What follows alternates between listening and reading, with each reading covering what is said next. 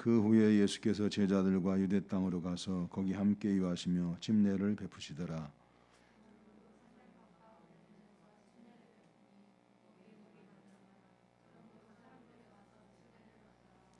요한이 아직 옥에 갇히지 아니하였더라.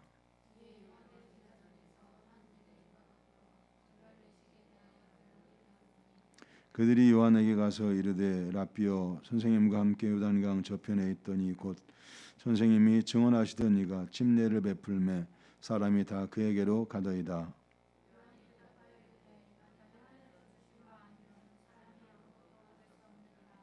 내가 말한 바 나는 그리스도가 아니요 그의 앞에 보내심을 받은 자라고 한 것을 증언할 자는 너희니라.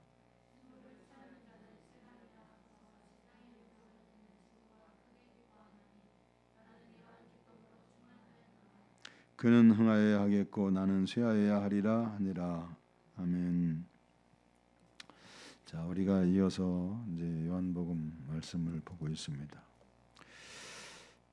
우리가 니고데모와의 그 대화에서 예수님은 아주 위대한 복음을 니고데모에게 전하셨습니다. 우리가 잘 아는 것처럼 요한복음 3장 16절 우리 다 같이 시작.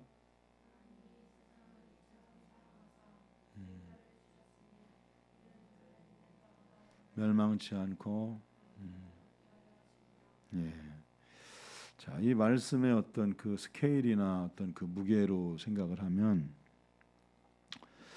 많은 군중들을 모아놓고 그 군중들 앞에서 전했을 법한 그런 말씀인데 이 요한복음 3장 16절은 니고데모라고 하는 한 사람에게 예수님이 전하신 말씀입니다.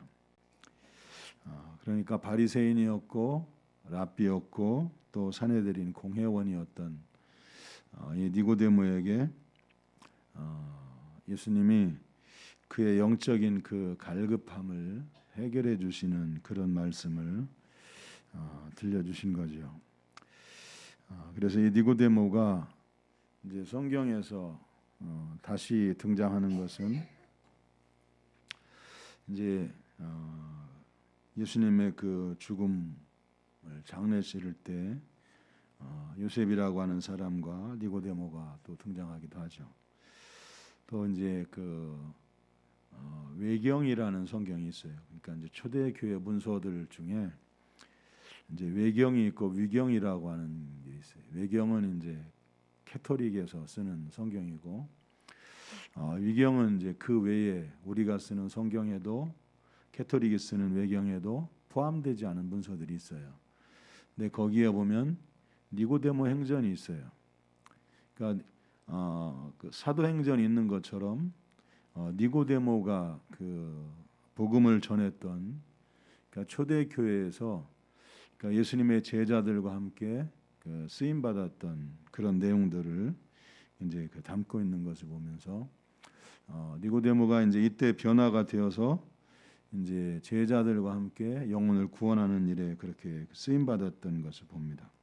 그래서 요한복음 3장 16절은 이제 복음 중에 복음이고 성경 중에 성경이라고 해요.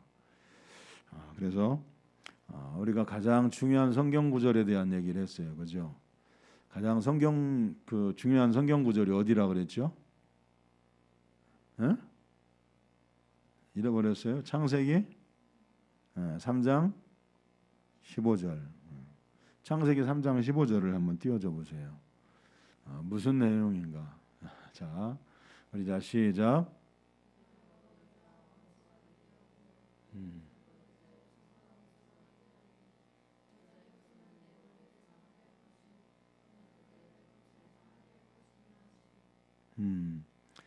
자, 이 말씀이 성경 전체를 끌고 가는 내용이라 그랬어요. 성경 전체를 끌고 가요. 이 말씀이 성취된 것이 요한복음 3장 16절이고 또 이 말씀은 요한계시록 끝까지 이 말씀이 계속 이어져 가요. 그래서 여자의 후손과 사탄 마귀와의 싸움.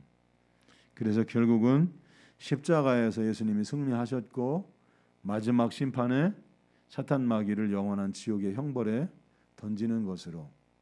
그래서 복음 중에 복음은 요한복음 3장 16절이고 또 성경 전체를 이끌어가는 말씀은 창세기 3장 15절이다 그랬어요. 그래서 여러분들에게도 이것은 이제 성경의 맥을 아는 내용입니다. 맥이라 그러면 좀 그렇지만 성경 전체 줄거리를 이해하는 사람들이 아는 거라는 거예요. 무슨 말인지 아시겠죠? 그것은 이제 예수님을 통해서 세상을 구원할 것, 그것을 이제 처음부터 말씀하셨고, 그리고 그것이 성취되어 가는 것, 그것이 이제 성경 전체의 어떤 중심 내용이에요. 내용, 그 맥이라고 하죠. 그래서 그 내용들을 아는 사람들이 파악하는 거예요. 그래서 성경을 읽다 보면 우리 성도님들에게도 이제 그런 재미가 있었으면 참 좋겠는데, 성경을 읽다 보면 이렇게 이제 그 숨겨진 내용이 있어요. 감춰진 내용이.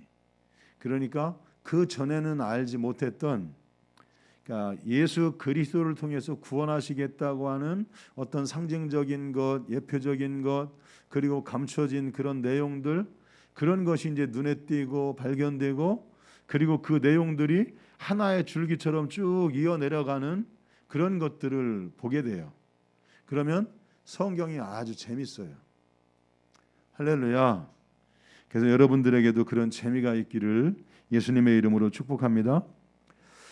여러분들에게 지난주에도 그 말씀을 드렸잖아요. 이거는 그냥 일반 성도들의 수준이 아니라 목회자들의 수준이에요. 목회자들이. 목사님들하고 대화를 해봐도 성경 전체의 그 중심 주제를 꿰뚫고 있는 목사님들은 그리 많지 않다는 거예요.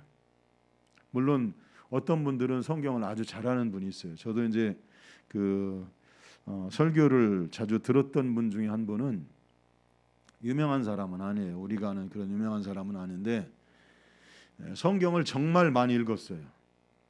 그래서 물론 이제 주님과의 어떤 그런 그 동행 속에서 많이 읽었지만 성경을 진짜 많이 읽었어요. 그래서 설교를 할 때 성경을 들고 가지 않는, 그러니까 몸만 올라가서 설교를 시작하면 그 주제에 대한 설교가 이제 풀어져 나오는, 또 이제 거기에다가 히브리어, 헬라어, 원어를 알고 있어요. 원어 성경을 알고 있어요.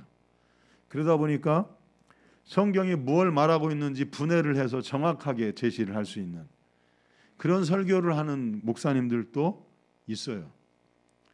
근데 그다지 유명한 목사님은 아니에요. 그다지 유명한 목사님은 아닌데 그쪽 분야에서는 그래도 사람들이 인정을 해줘요. 언젠가 이제 여러분들에게 이제 말씀을 전하면서 부산의 어떤 교회가 이제 부흥회를 했는데, 부흥 강사 목사님이 성도들에게 도전을 주었어요. 성경을 백독을 해봐라. 그랬더니 그 교회 성도님들이 이제 나이 좀 드시고 그래도 신앙생활을 좀 하신 그 연륜이 있으신 분들이 아멘을 했어요. 그리고 이제 몇 년의 세월이 지났어요. 근데 이제 어느 날 이 목사님한테 사람들을 보내서 이제 우리한테 말씀을 좀 풀어달라고 요청이 왔어요. 그게 무슨 말씀을 전해드릴까요? 구속사를, 성경의 구속사를 얘기해 주십시오. 그래서 이제 목사님이 가서 이제 성경의 구속사를 이제 예수님 보내실 것과 예수님의 그 대속하시는 그 십자가 사역과 그것이 예언된 것, 그 내용들을 이제 쭉 연결을 해서 요한계시록까지 이어지는 내용들을 이제 그 부흥회를 통해서 설교를 했어요. 그랬더니 그 성도님들의 얼굴이 환해지더래요. 그러면서 그 성도님들이 이제 그 목사님한테 얘기를 한 거예요. 사실은 우리 교회에 몇 년 전에 어떤 목사님이 오셔서 부흥회를 했는데 우리한테 성경을 백독을 읽으라고 도전을 줬다. 근데 우리가 백독을 읽었다. 근데 성경을 이렇게 백독 이상을 읽다 보니까 분명히 무언가 성경이 그 흐름이 있고 어떤 주제가 있고 중심이 있는 걸 알겠는데 이걸 우리가 정확하게 잡지를 못했다. 근데 목사님이 오셔서 그 얘기들을 해주니까 우리 생각이나 우리의 그 마음 속에 그 흩어졌던 그 내용들이 하나의 줄기로 이렇게 정리되는 걸 알았다. 그렇게 이제 얘기를 했어요. 그러니까 이것도 이제 그 목사님이 간증을 해줘서 아는 얘기예요. 저도 이제 그 직접 안 얘기가 아니고 그 목사님이 자기가 한 것을 이제 간증을 한 걸 이제 들은 거예요. 그만큼 이제 그렇게 설교를 아니 성경을 잘 아시는 분들도 있어요.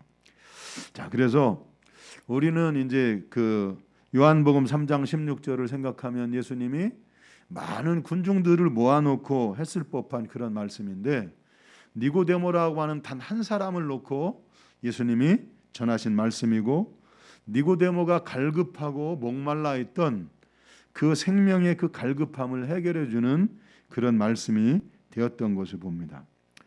자, 그러면서 이제 우리가 이 전에 나눴던 말씀들, 이제 예수님이 6월절 기간 중에 예루살렘에 머무셨죠.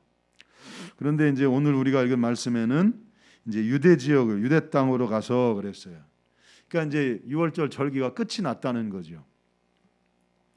그런데 우리가 이제 6월절 절기 기간이 이제 7일인데 이 7일 동안 있었던 일들을 성경은 두 가지만을 기록하고 있어요. 요한복음에서는 예루살렘에 머무셨던 그 기간 중에 일어났던 일을 두 가지만 기록하고 있는데 그게 뭐냐면 성전을 정화하는 것 그리고 니고데모와의 그 대화 이 두 가지만을 그 기록을 하고 있어요. 그래서 우리들에게 있어서 하나님의 사랑과 그 구원에 대한 것을 가르쳐주는 귀한 말씀을 이제 니고데모에게 들려줬던 것을 봅니다.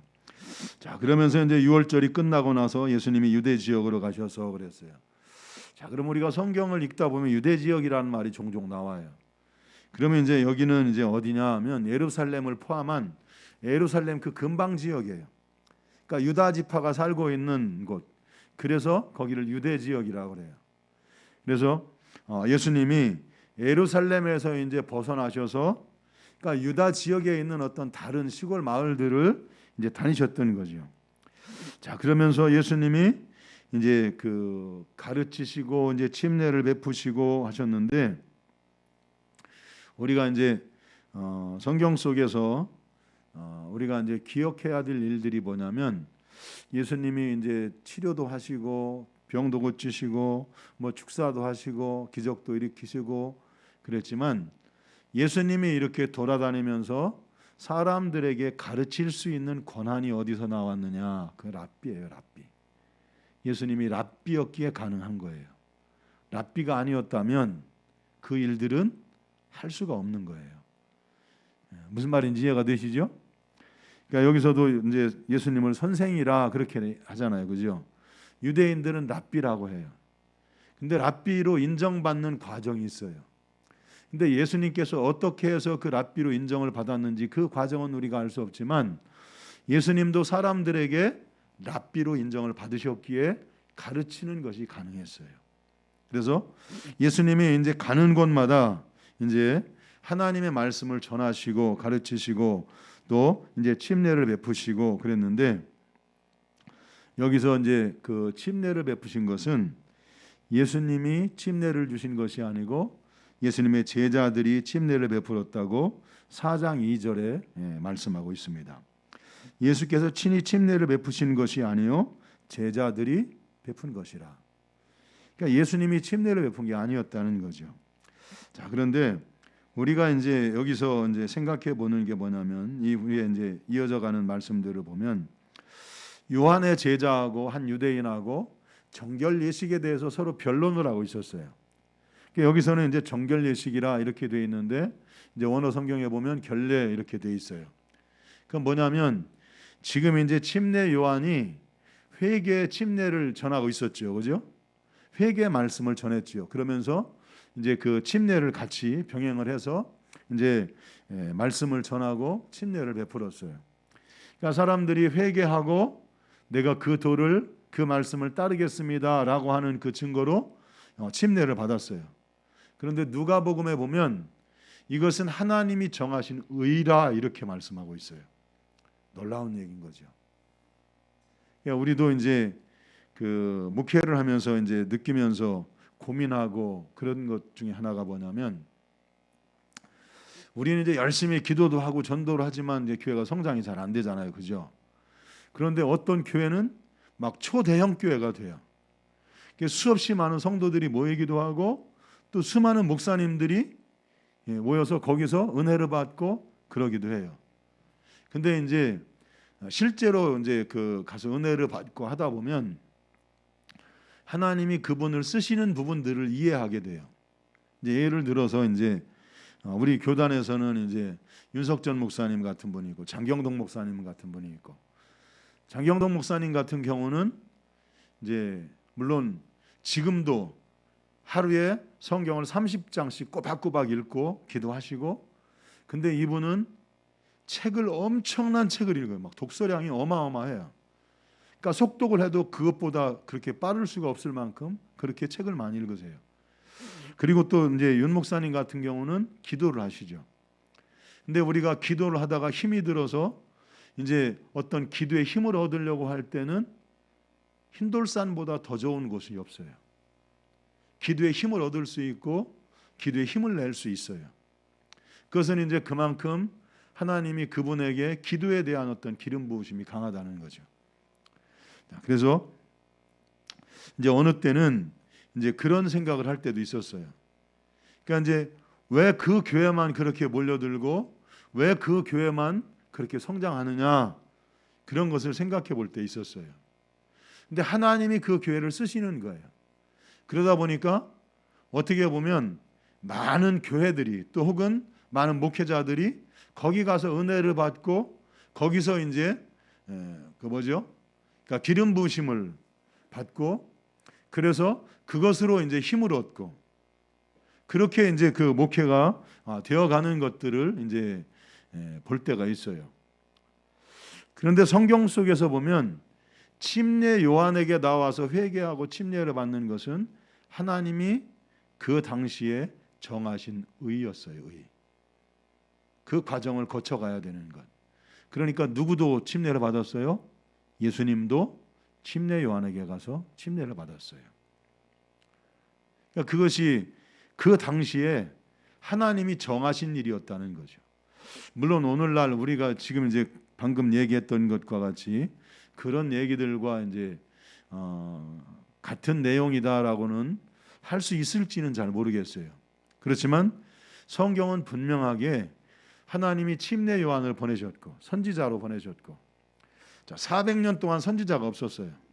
그러면서 400년의 그 침묵 기간을 끝내고 하나님의 말씀을 받아가지고 나온 사람이 침례 요한이에요.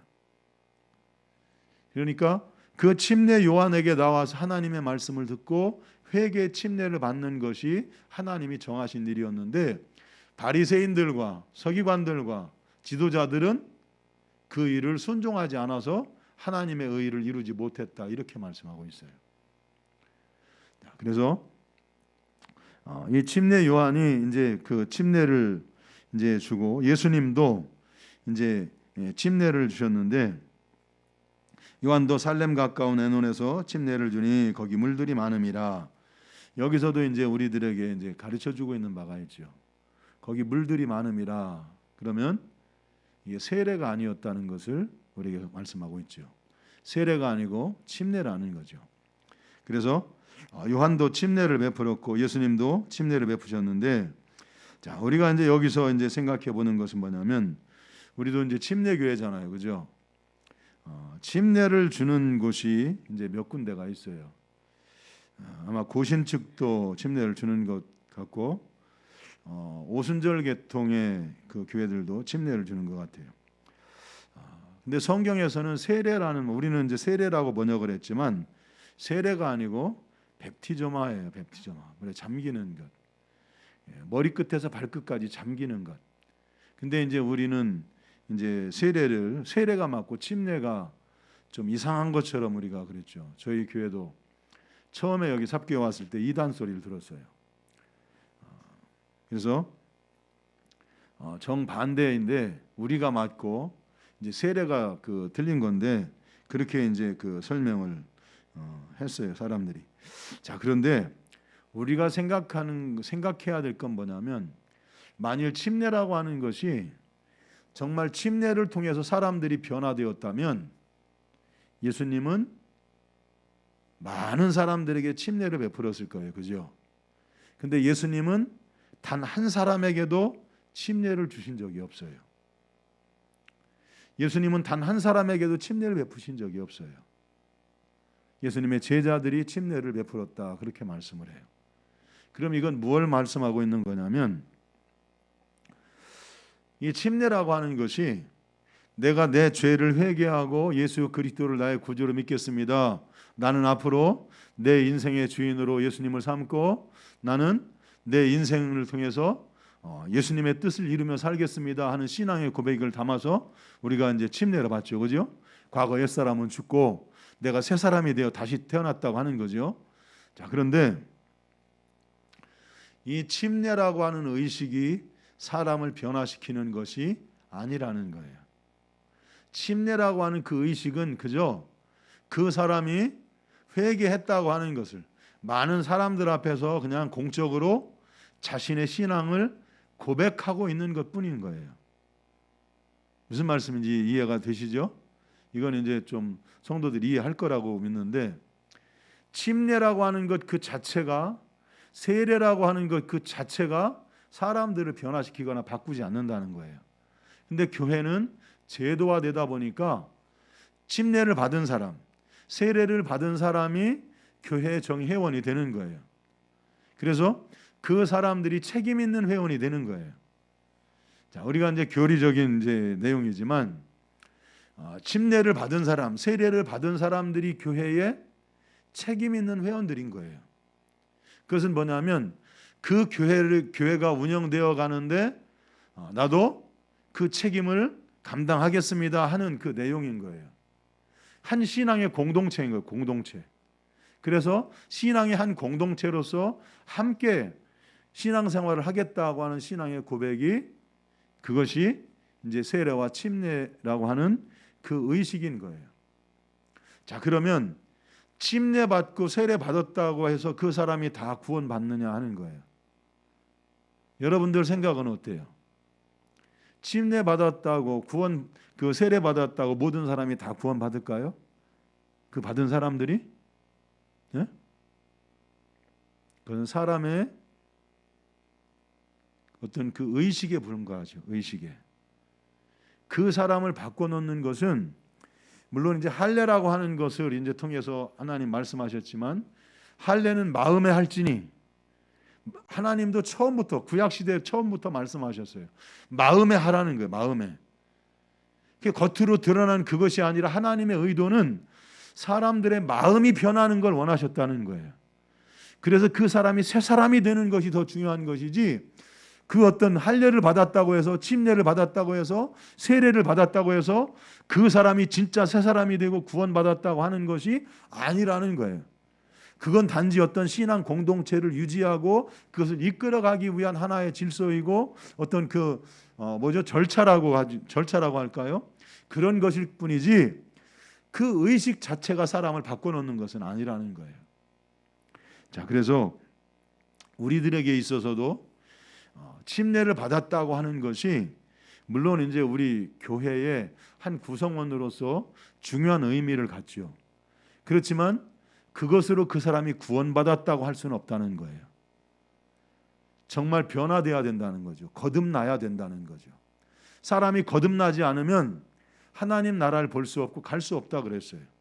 그러면 침례를 받았다고 할지라도, 세례를 받았다고 할지라도 거듭나지 않으면 하나님 나라에 못 가는 거예요. 자, 그래서 바라기는 저도 여러분도 물론 우리들에게 있어서 신앙생활에서 어떤 눈에 보이는 의식 같은 것, 절차 같은 것 중요하죠.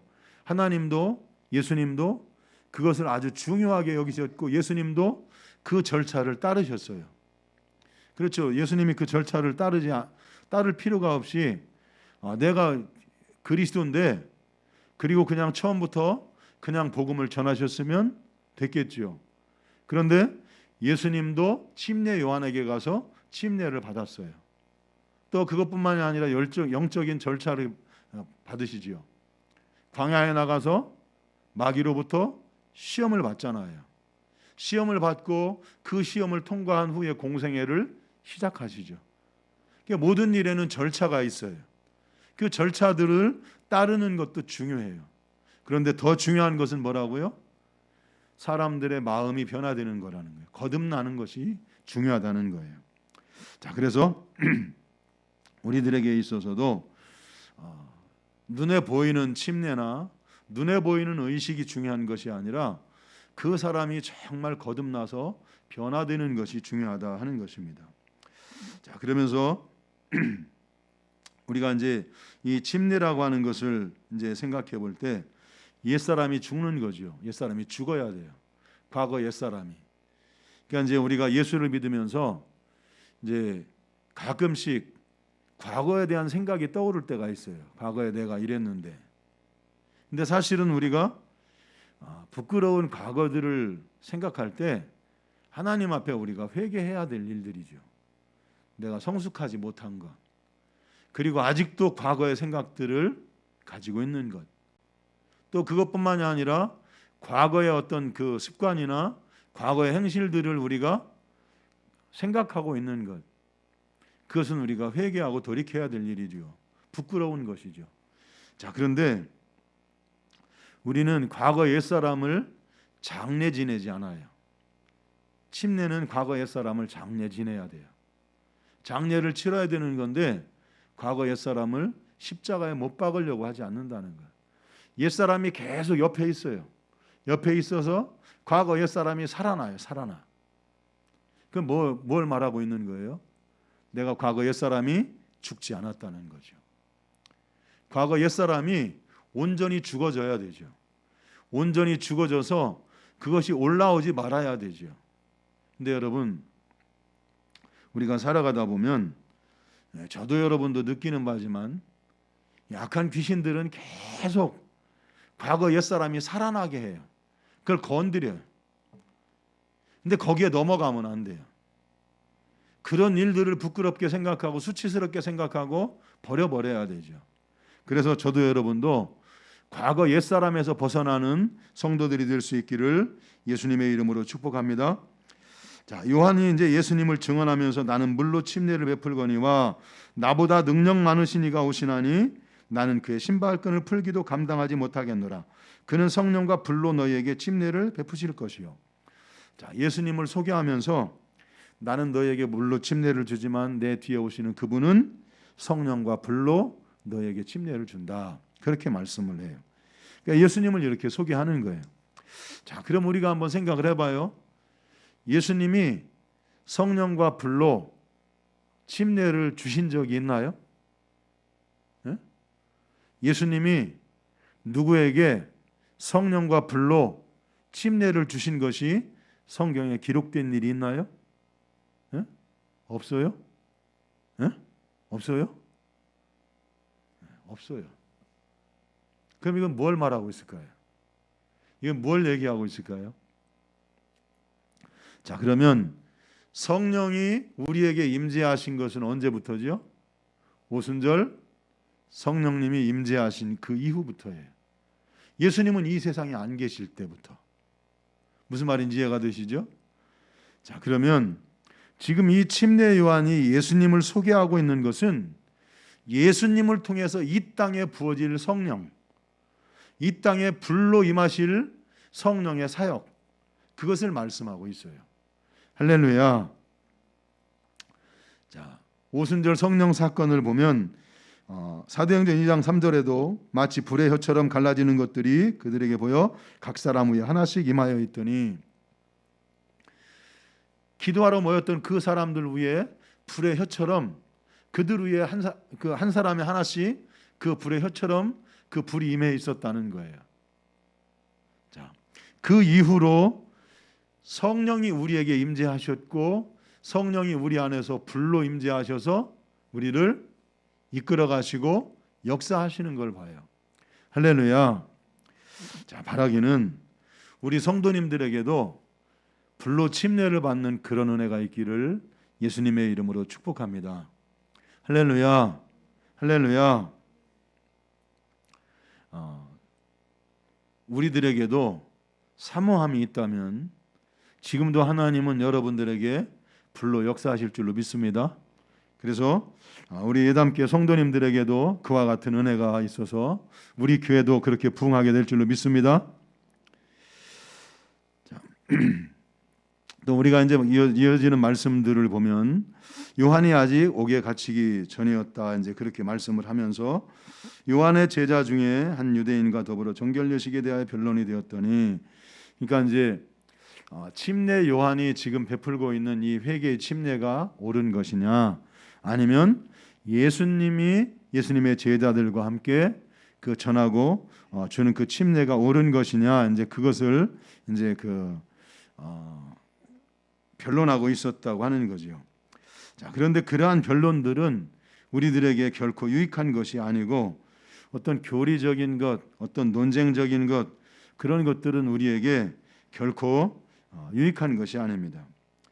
자, 그런데 이제 26절에 보면 그들이 요한에게 가서 이르되 랍비여, 선생님과 함께 요단강 저편에 있더니 곧 선생님이 증언하시던 이가 침례를 베풀매 사람이 다 그에게로 가더이다. 자, 이제 예수님에 대해서 이제 설명을 해요. 자, 요한에게 가서 이제 요한을 이제 랍비라 그러면서 선생님이 증언하시던 그분이 침례를 베풀매 사람들이 다 그에게로 갑니다. 자, 여기에서 보면 이제 침례 요한은 사역을 시작한 지 얼마 되지 않아서 이제 사역을 끝내야 되는 그런 시기가 온 사람이죠. 요한이 옥에 갇히기 전이다 그랬죠. 요한이 옥에 갇히면서 이제 그 헤로데에 의해서 목이 잘려 죽잖아요. 자, 그런데 이제 예수님은 이제 사역을 시작하셔서 많은 사람들이, 여기 이제 사람이 다 그에게로 가더이다 그렇게 이제 표현을 했지만 많은 사람들이 예수님께로 모여들었다 그렇게 얘기를 하죠. 자, 그런데 요한의 제자는 예수님께 이제 사람이 모여드는 것을 보면서 어떤 시기심이나 어떤 경쟁심이 있었던 것 같아요. 자, 그런데 요한이 대답하여 이르되 만일 하늘에서 주신 바가 아니면 사람이 아무것도 받을 수 없느니라. 27절의 말씀을 통해서 요한은 거기에 대해서 이제 대답을 하는 것은, 너희들이 지금 나를 따르는 것도, 나를 따라와서 내게서 말을 듣는 것도, 이것도 하나님이 보내주신 것이고 하나님이 붙여주신 것이고, 또 예수님께 많은 사람이 모여들어서 예수님께 가서 사람들이 예수님의 말씀을 듣고 침례를 받는 것도 하나님이 하신 것이다. 하나님이 주신 것이 아니면 아무것도 우리는 할 수 없다. 요한은 그 모든 주권이 하나님께 있음을 말씀하고 있는 것을 봐요.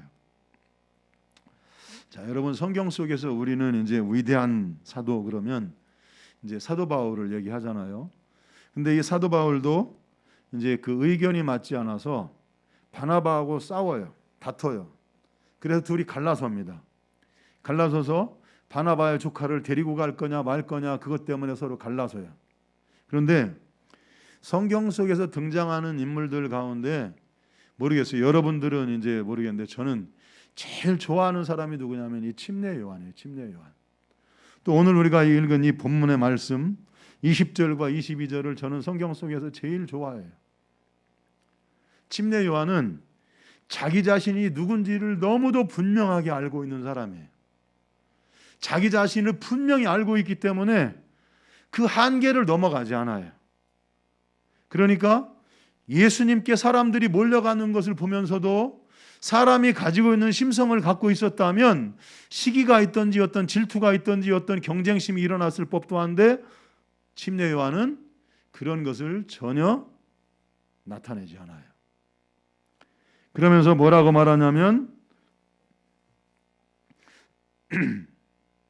신부를 취하는 자는 신랑이나 서서 신랑의 음성을 듣는 친구가 크게 기뻐하나니 나는 이러한 기쁨이 충만하였노라. 그는 흥하여야 하겠고 나는 쇠하여야 하리라. 자기는 신랑의 친구라는 거예요. 자기는 신랑의 친구로 있는 것만으로도 영광스럽다는 거죠. 여러분 한번 생각해 보세요.